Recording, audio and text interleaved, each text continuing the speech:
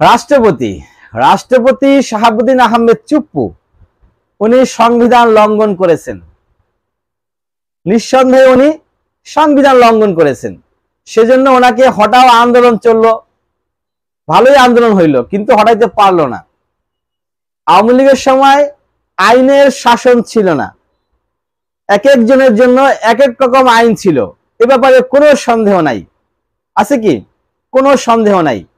যারা আওয়ামী লীগ পন্থী ছিল তাদের জন্য আইন ছিল একটা, যারা আওয়ামী লীগ বিরোধী ছিল তাদের জন্য আইন ছিল আরেকটা।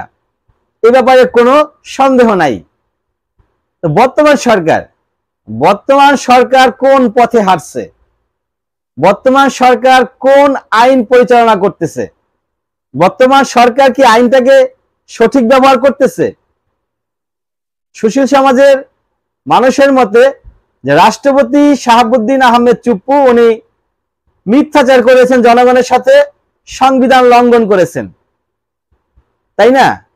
উনি 5ই আগস্ট রাত 11:20 মেবি বলেছিলেন যে শেখ হাসিনা বাংলাদেশ থেকে চলে গেছে, তিনি পদত্যাগপত্র আমার কাছে জমা দিয়েছে, আমি সেটা গ্রহণ করেছি।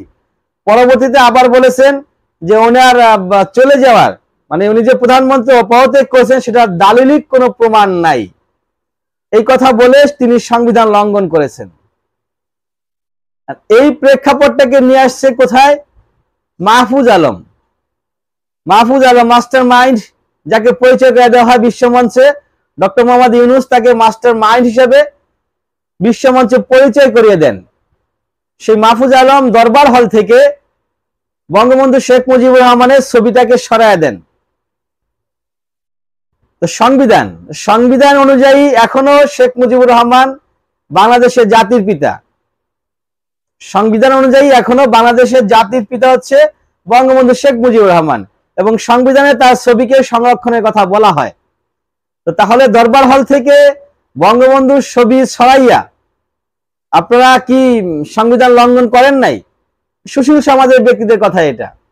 আবার তারেক রহমান বলছেন, গণ অধিকারে তারেক রহমান, তিনি বলছেন আমরা যারও সন্তান না, আমরা যাকে তাকে বাপ ডাকতে পারি না। তো যাই হোক, তার ব্যক্তিগত মতামত। তিনি যেহেতু রাষ্ট্রের কোনো দায়িত্ব নাই তাই উনি সমালোচনা করতেই পারে। রাষ্ট্রের দায়িত্ব যেহেতু নাই, সমালোচনা করার অধিকার সবার আছে।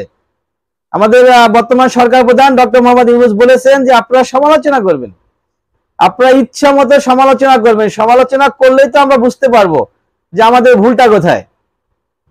তাহলে রাষ্ট্রপতি শাহাবুদ্দিন আহমেদ চুপ্পু সংবিধান লঙ্ঘনের অপরাধে তাকে হটাইয়া দেওয়ার জন্য আপনারা বহুত পায়তারা করলেন।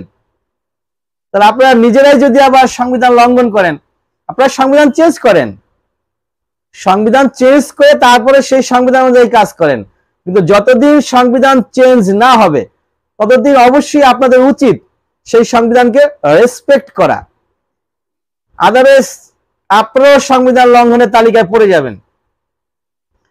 তো অতএব আইন সবার জন্য সমান করে দেন, প্রত্যেকের জন্য আইন সমান থাকা উচিত। এই দলের জন্য আইন একরকম, ওই দলের জন্য আইন আরেক রকম, সেটা আসলে কাম্য না।